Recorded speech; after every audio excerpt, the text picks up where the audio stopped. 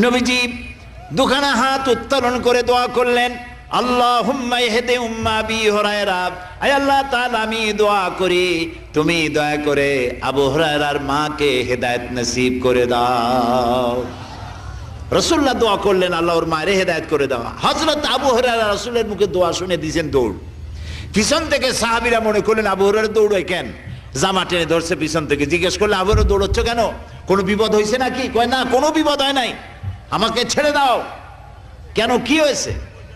হযরত আবু হুরায়রা বলেন, সাহাবীরা আমাকে ছাড়ো, আমি দৌড়াইয়া বাড়ি গিয়ে দেখতে চাই। আমি আগে দৌড়াইয়া বাড়ি পৌঁছলাম, নাবি বাড়ি পৌঁছবার আগে আল্লাহ নবীর দোয়া আমার বাড়ি পৌঁছায়। সেই দুইটা জিনিসের কোনটা আমি দেখতে চাই।